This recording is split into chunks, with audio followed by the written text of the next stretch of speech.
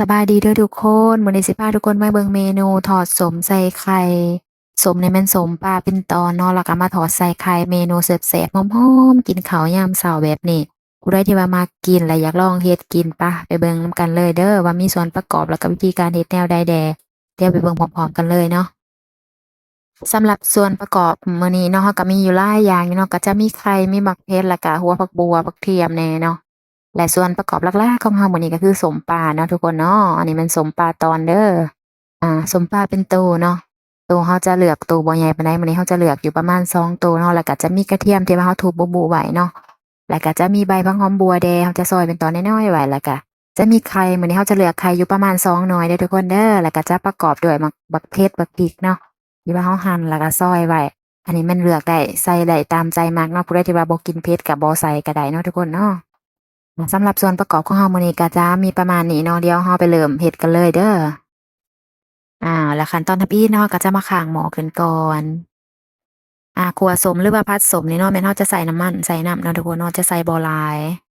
จะใส่ซ้ำพอประมาณซ้ำเจียวบัวผักบัวอิหยังจังซี้เนาะหัวผักบัวผักเทียมจังซี้เนาะอาเราก็จะใส่ลงไปมื้อนี้เราก็จะใส่หลายเติบเนาะบ่แม่นว่าใส่น้อยเนาะแล้วก็ตามด้วยหัวผักเทียมเนาะที่ว่าเราถูปูๆไว้ อันนี้แม่นเราเจียวเนาะเจียวให้มันหอมๆเด้อทุกคนเด้อเพื่อว่าขัวส้มของเรามันก็จะหอมแล้วก็น่ารับประทานหั้นนะแล้วหลังจากนั้นเนาะเราก็จะเอาตู้ปลาส้มนี่ลงไปเลยเด้อเราจะทอดกะว่าให้มันสุกๆแดหั้นนะแล้วกะว่ามันสุกเนาะแล้วก็พลิกด้านขึ้นมาเนาะเราจะปีนด้านขึ้นมาเนาะเพื่อว่าให้อีกข้างหนึ่งให้มันสุกเท่าๆกันบัดนี้หลังจากที่ว่าเราพลิกด้านขึ้นมาแล้วเนาะเราก็จะปาให้ปลาส้มเรานะหรือว่าด้านที่2น่ะสุกเท่าๆกันเนาะ ให้มันสุกดีแล้วเราก็จะบ่มันข้นบ่มันพริกปานใดเด้อทุกคนเด้อเพราะว่าถ้าเราข้นเราพริกหลายหั้นน่ะมันก็จะเฮ็ดให้ส้มปลาน่ะเปื่อยเนาะและขั้นตอนต่อไปนะก็จะมาโรยบักพริกลงไปเลยแล้วก็ตามด้วยไข่ที่ว่าเราตีไว้แตกๆแล้วเนาะสำหรับไข่นี่แม่นเราบ่ได้ปรุงเนาะทุกคนถ้าเราปรุงมันก็จะเฮ็ดให้เค็มเกินไปเด้อเพราะว่าปลาส้มของเรานี่ก็นัวพอแห้งแล้วเนาะ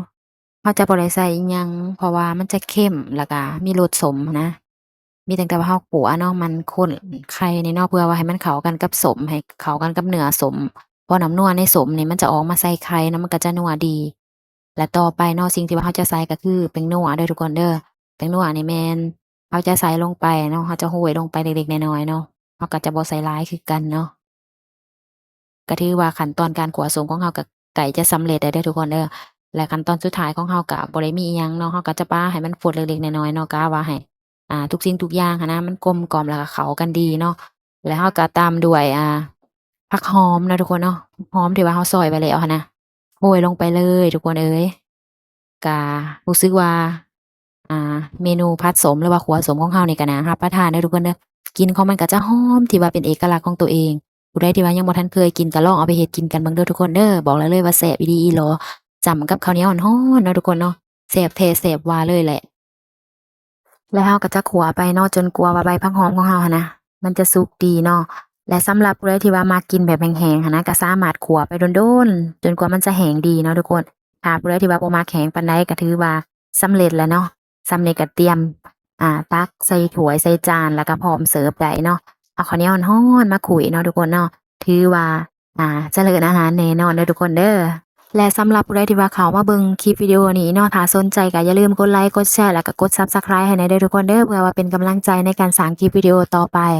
แล้วเจอกันใหม่ในคลิปวิดีโอหน้าเด้อสำหรับมื้อนี้บ๊ายบาย